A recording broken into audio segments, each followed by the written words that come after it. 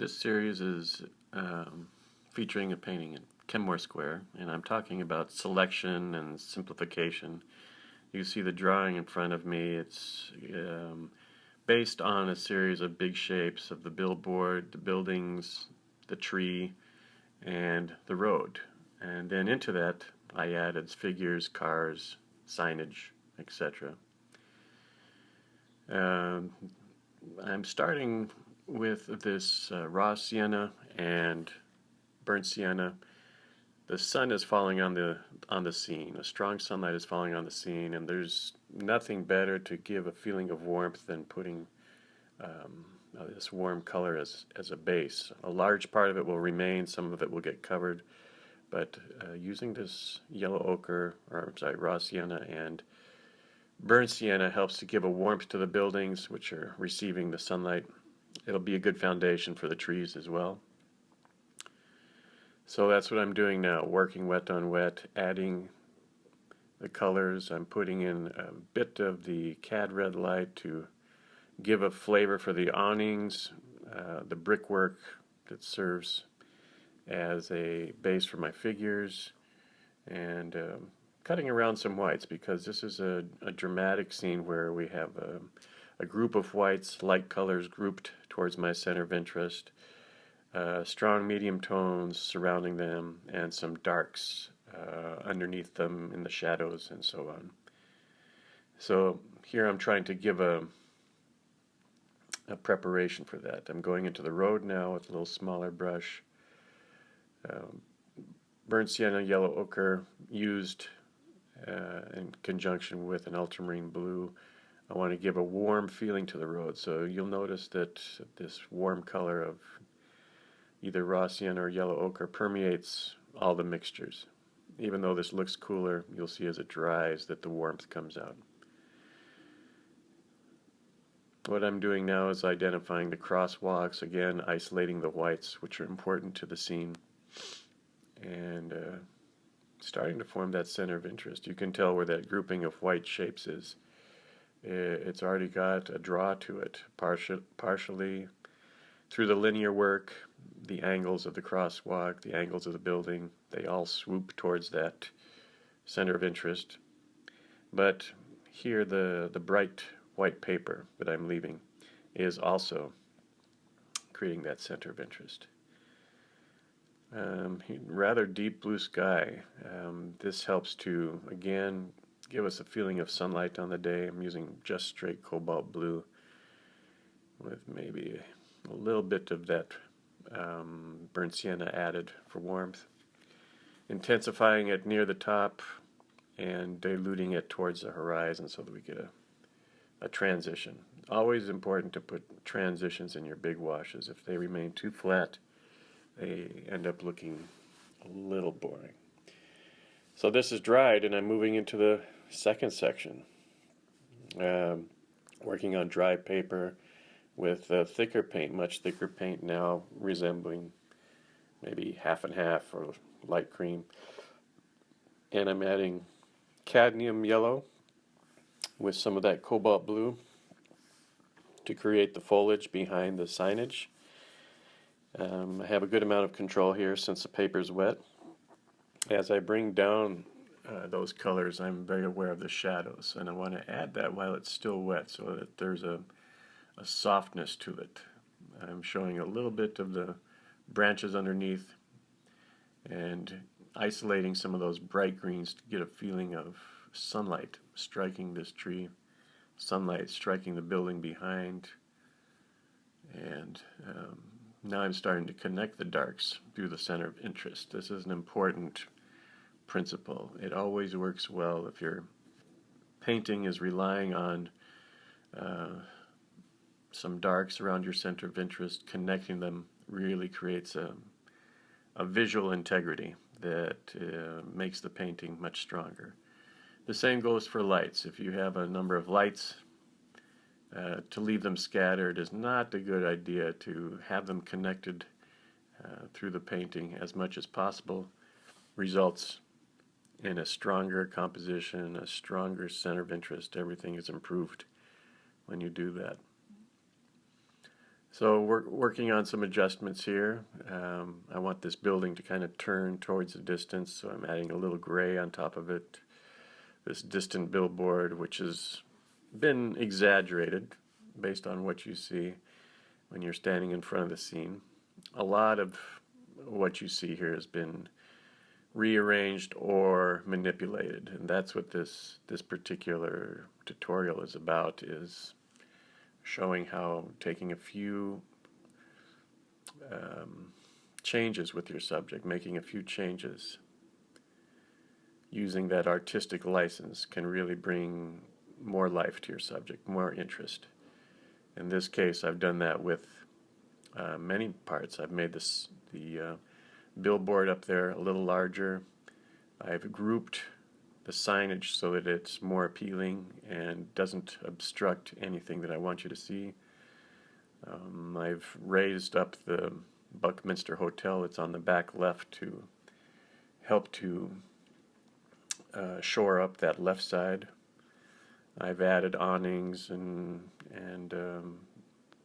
other small things where there are none. But if you look around, you can find some of these things. It's just a matter of bringing them into your painting and deciding how to use them. Experience will lead you to those answers. Nothing really beats experience, so trying some of this when you're in the field, that's how you get your experience. That's how you learn these sorts of things, and they become second nature with practice. So here you see me extending the dark. I've carried it now to the right side under the eaves. You can follow the path of these shadows going from under the tree all the way to the right side of those buildings, and you can see visually now how it's creating a unity through the center of interest. Also, this is creating that strong sunlit effect. These darks are immensely important for creating the sort of drama that you feel when the sun is shining directly on your subject. It's a tedious work because we're doing some small details. We're using a smaller brush, focusing on smaller shapes, and you're working with a really dark pigment, so you have to go rather slow, rather progressive. And I guess at this stage of the painting that makes sense because we've done our big washes, we've created a lot of energy with the brush strokes. Maintaining that energy is important too. If you notice these brush strokes I'm applying now, they could have been applied in a different way, just straight down with a flat brush giving you a very even banner, but I wanted there to be a movement to it, a little bit of enjoyment to the brush strokes. So you notice they taper and there's some flair to those strokes. I try to maintain that even when I'm working with details, keeping the brush strokes. Here's some windows. Look at those windows, how they go in. Simple brush strokes, but there's a variation to them and an expressive nature to them. So this is something that I seek out and try to include in all of my work. Well, the painting, at least in our center of interest, is starting to come alive. Those shadows really bring out the dark elements. I mean, they bring out the brightness of the sunshine that's falling on the buildings, on the car, on the bus that's trailing away. Our main figures have yet to appear. I don't know why I went for this particular scenario, but, well, maybe because it's the end of May and we're seeing a lot of students graduating. Oh, here we go with more brush strokes. Look at those brush strokes. I had to slow down my hand so that you could see it. Putting color, burnt sienna on top of the building, going for an emulation of the windows and the brick and a shining aspect. You see there's some rough white paper left there. This gives the sensation that the sunlight is shining across the scene. Returning to the darks and finishing up the right side here so I can then move to some other elements.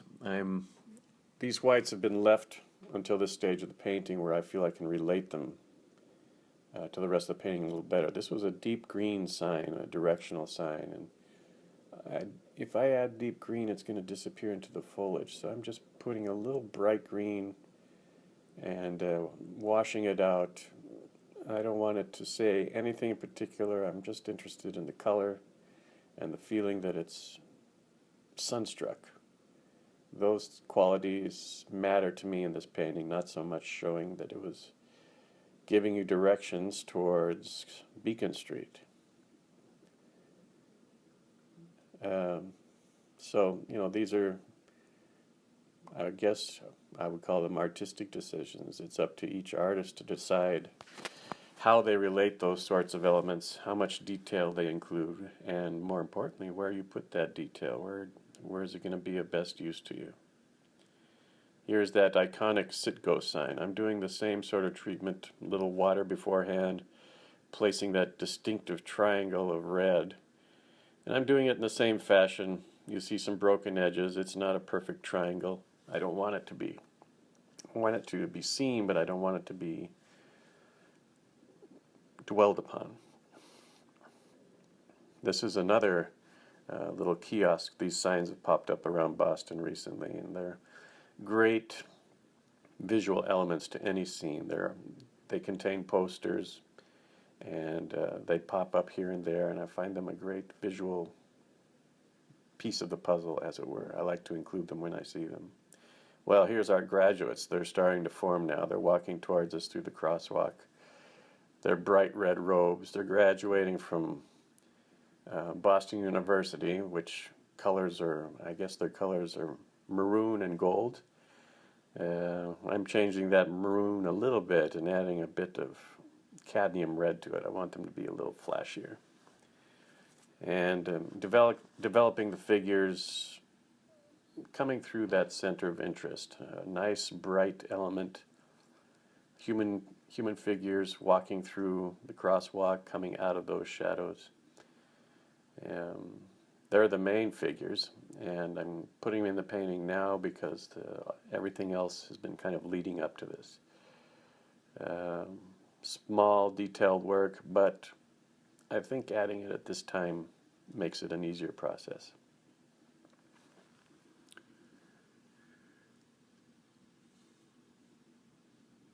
Well, these shadows, single strokes, again, I'm trying to show an enjoyment of brushwork that I feel in every painting.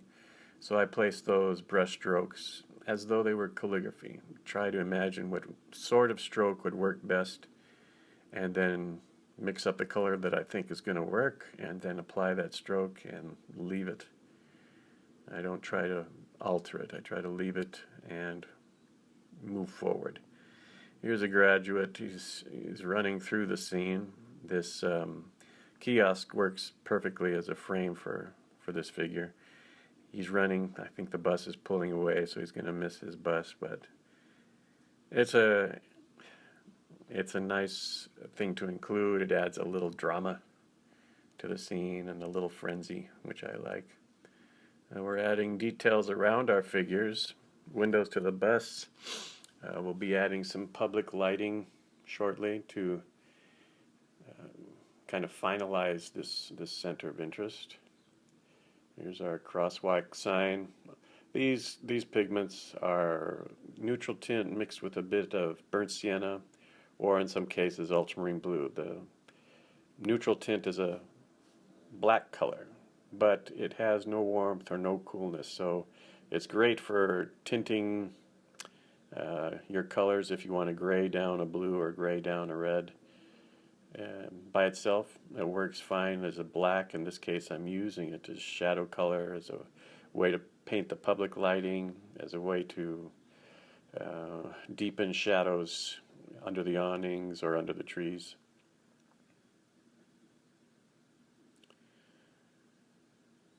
Yeah, continuing to add details. Single stroke, come on. There we go. Yeah, it always looks better if you can do that as a calligraphy, and I find it helpful to kind of imagine the line I'm going to make or imagine the curve I'm going to make. Sometimes you see my hand reverse, practicing that line, repeating that practice, and then finally I make the stroke. There's some public lighting coming in from the right side, traffic signs. Basically to help push our buildings further back. We need some more color now. That color is dried a little dark, so I'm intensifying the red of the robes, giving it a little bit of a pop. And I'll apply some of this red to the figures close at hand, my distant figure, maybe even across the street. I'll put another blob of red to see if that works. Oh yeah, we got to make our lights with red lights. We're using a lot of red. This helps to give a kind of nice warmth in the scene. So you see now I'm balancing some of these intense reds throughout the painting.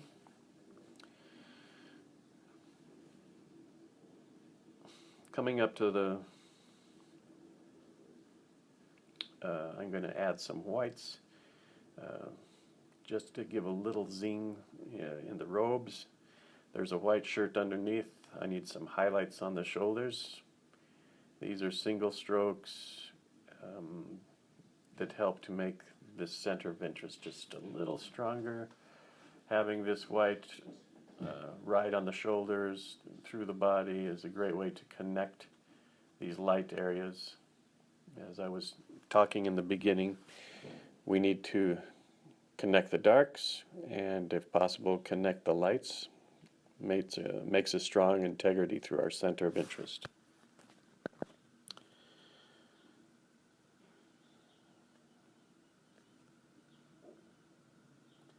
And we can use that light touch through the crosswalk to regain any whites that we may have lost in painting our subject. And it matches to the white of the paper, so it's almost as though we left the white there. Oh, here, we're adding diplomas. They got to have their diplomas in hand. I know it's a kind of small thing, but people look for that. Do they have a diploma? Did they really graduate? Sure they did. That's why they're walking with such happiness. Okay. Let's look a little closer. Come on, camera. There we go. Here you can see the punchiness of the details, how I kind of kept that strong touch when I'm adding reds, whites, when I'm placing the blacks under the awnings. I'm trying to keep a nice brushwork wherever possible. Of course, there's mistakes through there. I see them as well as you do. But overall, I think the painting's pretty good. I can live with it.